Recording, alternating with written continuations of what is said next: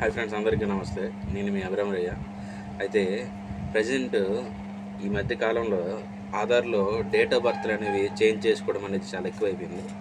అయితే రీసెంట్లీగా కొంతమంది స్టూడెంట్స్ చేసిన పని ఏంటంటే, వాళ్ళ సర్టిఫికేట్ ఆధారంగా వేరే నెట్ సెంటర్ కానీ లేకపోతే ఇంకెక్కడ మీ సేవా సెంటర్ సైడ్ కానీ తీసుకుని వెళ్ళి ఓటీపీతో బాగా వినండి, ఓటీపీతో ఆధార్ ఓటీపీతో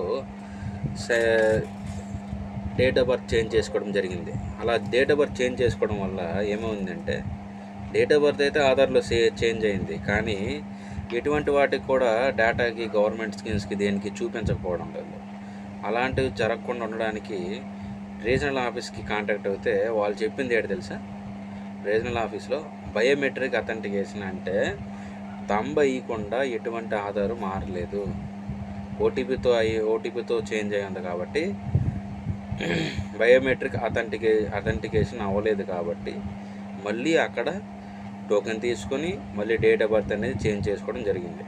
నేను స్టూడెంట్స్ అందరికీ చెప్పదలుచుకున్నది ఒకటే, మీ స్కూల్ రికార్డ్స్లో 10th క్లాస్ హాల్ టికెట్స్కి ఇవ్వకముందు మీ సార్లు అందరూ కూడా ప్రత్యేకించి అడుగుతారు మెల్లమెల్లి. తల్లిదండ్రులకు కూడా చెప్పేది ఒకటే, మీ పిల్లల్ని జాయిన్ చేసేటప్పుడు కరెక్ట్ డేట్ ఆఫ్ బర్త్ ఉందా, కరెక్ట్ నేమ్ ఉందా లేదా కరెక్ట్గా చూసుకోవాల్సిన బాధ్యత మీది. అంతకన్నా ముందు తల్లికి చెప్పేది, నేను చెప్పదలుచుకుంది ఏంటంటే, మీ పిల్లలు పుట్టేటప్పుడు మున్సిపల్ ఆఫీస్లో హాస్పిటల్ వాళ్ళు మీ పిల్లల త్వరగా పేరు కరెక్ట్గా రాశారా, డేట్ ఆఫ్ బర్త్ కరెక్ట్గా రాశారా, మీ బంధువులకి ఎవరికైనా సంప్రదించి పూర్తిగా ఒకసారి చెక్ చేయమనండి.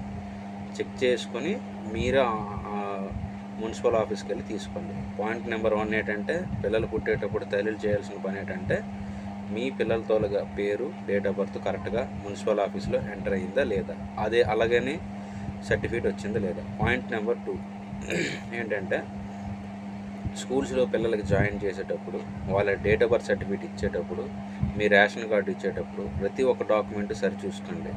ఎందుకంటే తర్వాత ఏమైనా రాంగ్ అయితే తర్వాత తిరగాల్సింది కూడా మీరే.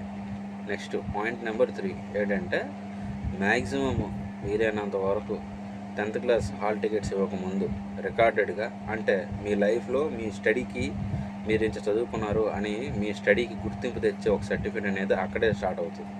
కాబట్టి ప్రతి ఒక్కటి కూడా జాగ్రత్తగా చూసుకోండి. సర్టిఫికేట్లో చాలామందివి పుట్టిన డేట్ ఆఫ్ బర్త్లో ఒకటైతే సర్టిఫికేట్లో తప్పొచ్చున్నాయి. అలాంటివి మరి చేంజ్ చేయడానికి కుదరదు. ఎందుకంటే సెకండరీ బోర్డ్ ఆఫ్ ఎడ్యుకేషన్ అనేది మరి చేంజ్ చేయడానికి అవకాశం ఇవ్వదు. ఒకసారి రికార్డెడ్గా ఎంట్రీ అవుతే అంతే సంగతులు. ఈ 3 విషయాలు కూడా గమనించి జాగ్రత్త వహిస్తారని మా ఎస్వి కమ్యూనికేషన్ ఛానల్ తరపున వీడియో చేసి మీకు తెలిసిన వాళ్ళందరికీ కూడా, స్టూడెంట్లు అయితేనేమి తల్లిదండ్రులు అయితేనేమి మీకు తెలిసిన శ్రేయోభిలాషులందరికీ కూడా పంపిస్తారని ఆశిస్తున్నాను. Thank you for watching.